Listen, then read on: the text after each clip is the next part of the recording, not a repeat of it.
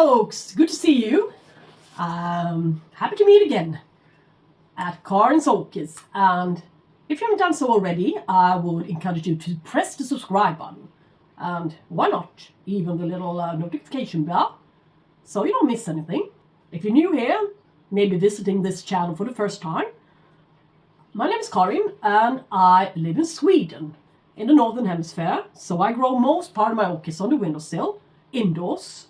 And I've been running this orchid channel since June 20. And well, I made some new friends. And I'm really happy to be here. And I'm very, very grateful for the subscribers I've got and all those new friends. It's starting to become a little community of its own in the comment section. I really love it. So thank you for being here and always supporting this channel. Thank you so much. Yeah. But what's in front of me? No, it's not going to be an Amaryllis video again. Even though some of you guys enjoyed me showing my Amaryllis collection last time. But you know me, guys. I can rarely resist when I find something beautiful. This is my favorite. If you watched my previous video, I bet you saw this one. The Picasso. Yeah, trade name Picasso. It's really my favorite. Nothing compares to this one. No way. This is the best one I ever had, I think. So, I saw it again, and my old one is in the basement, resting. I just had to have it. I mean, it's Christmas soon and all. So, there's going to be 3 stems here. This beautiful, beautiful, very good sized leek here. So, happy. Found it at garden center. But today's video, I'm going to show you guys a couple of blooms and talk a little bit about the orchids in question. So, she's in bloom again. Only one flower. I know what this orchid is capable of. It says Paphiopedilum Rosedorn Hybrid from careguide. And I got it at the orchid show in Lund a couple of years ago. And I don't know for how many times this orchid has bloomed. I cannot count all the times. And I thought she became a little bit too wide, so I split her up and sold a good piece at the orchid auction last month. And we parted this one, all right? So there is going to be something in here, and of course later on something in there as well. She never ever produces a good fan, as we call it, when it comes to Paphiopedilums, without creating anything in there. So there are going to be several more buds before long. This one has been out for 2 weeks, I don't really remember. It's a very, very good sized one. And as you can see, a lot of perlite, small grey bark, a little bit of moss, loads of mushy caulk in order to at least try to keep this medium alkaline and not sour. I do have quite soft water here, so that's why I need to add a little bit more calcium to certain species or certain crosses. I better do my reading on them before I report. A very, very vigorously growing plant. Well worth having in a collection. Very, very long time blooming. And she's also fragrant. Let's add that one to the equation. This is a keeper. Yeah? Pardon to interrupt this video, but I just had to show you guys. This is my breeding couple of Discus. I got them from Germany about 2 months ago. And ever since they've been spawning 5 times. Can you believe it, guys? Here's the male to the left and the female a bit smaller to the right. But it doesn't really necessarily have to be that way. That the male is larger than the female, so it can be the other way around. But look, now they're not watching their eggs. There's a good chance somebody else snatches them off. That piece of wood, if not careful. These guys are called red melon. Just wanted to share it with you guys. So now back to the orchids, yeah. What do we have here? There's something else in bloom in this kitchen area. Many of you probably recognize this orchid as the Dendrobium Phalaenopsis Blue Happiness S.A. Nuke. And it blooms in general once a year at this time, and it blooms for a very, very long time as well. This is a quite good spike, I'd say. Flowers are a little bit larger than it may seem. 6 centimeters. No, I cannot feel any scent. She's sitting in a clay pot. It's been there for a long time. It's a ready-mix bark. Nothing fancy, but it works. Watered once a week.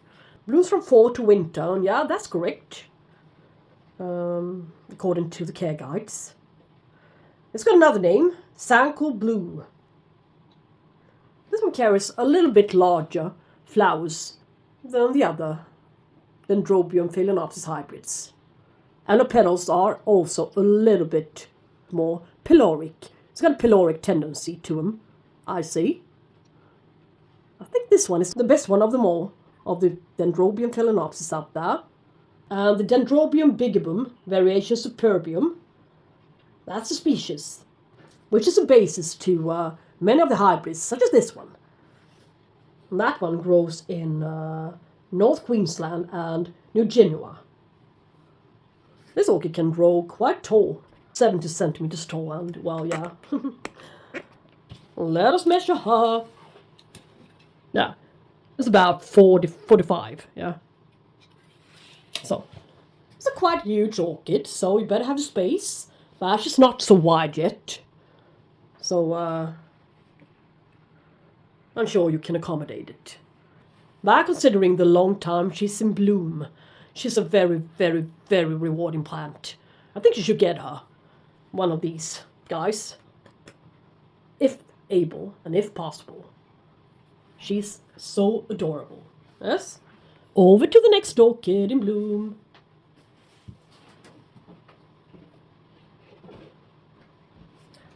And that would be this Cattleya, the species from Brazil. Cattleya eldorado Mount Ito. So the variation is Mount Ito. Look. Quite a medium-sized orchid overall. Kind of short and chubby pseudobulbs and canes, as we say. Yes. That one is tied a little bit too tightly. So, well, yeah. 4 flowers even this year. Smells adorable. She's most fragrant during daytime, yeah. And this time, this blooming, she's not so sloping as she was before, a previous, or shall we say first time ever blooming. And the flowers are a lot larger. Let's see. 13. This one. And I reckon she had 10 last time, so they are a lot better in shape and form this time around. Doesn't look like this as it did before. Bent downwards. So, and the most striking thing about her flowers is the very, very intense yellow tone to the throat. Yes. It can hit you from miles away. No, but from a couple of meters away at least. And this one sitting in moss and bark. Mixture, like always. Probably even red mix bark. Yes, nothing fancy. Maybe a little bit of perlite, charcoal, in this clay pot. No need to be watered yet. I'm keeping her a little bit more on the dry side now when it's winter and all. And the blooms are quite long lasting. Last time I think around 3 weeks. But I think we have better circumstances this time around when the thrips are gone. So, Eldorado, a beautiful Cattleya species in bloom. I don't know if the camera catches the colors right, but it is purple, not pink. It's a very, very deep purple. This is light purple, not pink. Yes? And let us look at something in that cabinet. It's going to be quite finicky to get out. So, yeah, just wait a sec. Whoa. Whoa. Whoa. Whoa. This is a very, very, very long cane Dendrobium orchid. I do wish she was a little bit more chubby than she is, but she's not. So what can we do? I feel an urge to measure that cane. Let's see now where it is. 65 centimeters, so 25 inches. Yeah, that's a real, real long cane Dendrobium. And shit, no. And probably these two guys will reach the same length of 25 inches. Yes, and that little guy. Anyways, sending in some kind of coconut husk fiber chips. She seems to like it, so yeah. She blooms at least twice a year. But it was about time that I showed her to you, since you can see she is going over. Yeah, might as well just snap that one off. But she is not fragrant. Once she bloomed for 5 weeks in a row. Now it's only been, I think, 3 weeks. It hasn't been long. But it's alright. I think I mistreated her. Her canes are getting a little bit too long. Quite difficult to handle in there. What is it?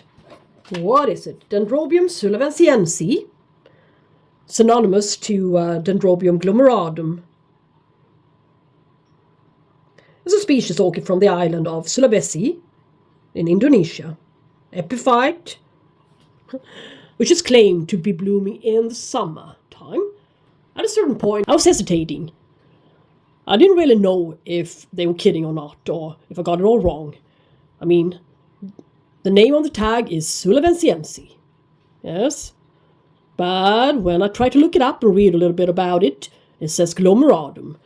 But after studying it a little bit more closely, I found that the glomeradum is from the Maluku, east of Sulawesi Islands in Indonesia. They come from, virtually the very same area. I'm not going to investigate it anymore.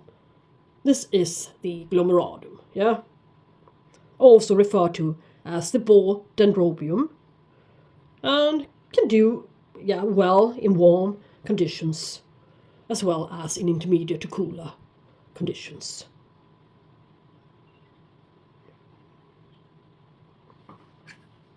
So, next orchid up on the table will be another Paphiopedilum. This one is a real species as well, Paphiopedilum coccineum. Yes. I've had it since October 21, so a little bit more than 3 years. That's a very small, not blooming size plant. Very cheap, I might add. This one is called the brick red Paphiopedilum. It's 9. 8.5, 9. But it's its first time blooming. Maybe when it's matured, a little bit more matured, its flower will develop and be even nicer on its next blooming. As you saw on the Cattleya eldorado. Yes, larger flowers on its second blooming. And better shaped and better form. But I can't say that I dislike anything with this orchid flower. Green, little sail. I mean, these are the petals. So the sepals. So this one also called or referred to as a sail, and this is a pouch. Yes, very shiny, beautiful little pouch. It feels very nice to touch. Yes, it's found in Vietnam, Kabang province, on limestone areas and humic areas, as a small, cool to warm growing orchid. Carries a long single-flowered inflorescence. Yeah, that's correct. It's a very, very long stem here. Yeah, about 30 centimeter long stem. So eventually it paid off. My hard work. No. What I did was give it a little bit more water, and I do not let it dry out, to bone dry anymore. And I did repot it into a little bit more calcareous medium, with some growth stones and stuff. And I do not forget to water my Paphiopedilums anymore. I simply cannot afford it. If I want to see some flowers, or if you want to see some flowers, it involves you too. You need to give these guys enough water. Yes, that's number one. Paphiopedilum charlesworthii, a Svarta Orchidine purchase a couple of years ago. Stalling. Doing absolutely nothing in my care. But after a decent repot, with some extra calcium and limestones, and some more frequent watering, look what happened. Not one, but 2 spikes. 2 Paphiopedilums of the same species. It's the charlesworthii. This one I brought to you guys last fall. Got it at the orchid show in Lund. It carried a very large flower, just like this one has got. This one is a very, very differently looking flower if you compare it to this one's flower. And you can imagine, size-wise, they differ a lot. This is the first time blooming on my Svarta Orchidine purchase, almost exactly 3 years ago. I think I got it as a flowering size orchid for $12.95, but it might have had 1 year. So it was just about time she started to perform. It's got plenty of fans here. 1, 2, 3, 4, 5 at least. So this isn't a very huge sized flower. It's only it's only 2.5 inches wide. And I wonder if she's fragrant. I don't feel anything. Yes. And look at the other one. It's very similar. Even the foliage is very, very look-alike. So I don't know why the flowers differ as much as they do. But anyways, a little bit background information on this orchid species. It's from Assam, northeast India, Thailand, southwest of China. Should be, or is considered, an intermediate size, quite compact growing, with a 10-inch leaf span. Well, maybe. Yeah. Yeah. So this is maximum size about. Long-lasting flowers, if you keep it cooler and a bit more shaded. It blooms in summer to fall, but not really in this case. It's winter now.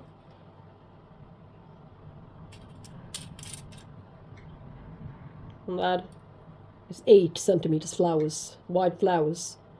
This one isn't. But the other one has most certainly got 8 centimeter flowers. So I'm not sure really. And it also says, when you read about it, that this one is a cooler growing plant. But I wouldn't say so. I'd say intermediate. So, yeah, not sure where they got that from, but obviously it works at a temperature around 18 to 20. Yeah? And last thing up on the table for today will be a Restrepia. Yeah, not very often I bring one of those guys up on the table. And the Restrepia muscifera is hiding to the back row, hanging on the grid in my cabinet. Yes, not the easiest one to grab, but mounted one. Look at it, it's tiny, extremely delicate flowers. They really do resemble small insects. So here's one. I'm certain I saw a couple of more. So, if I did, where are they? Yeah, coming there. There they go.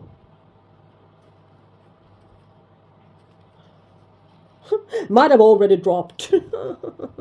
But, well,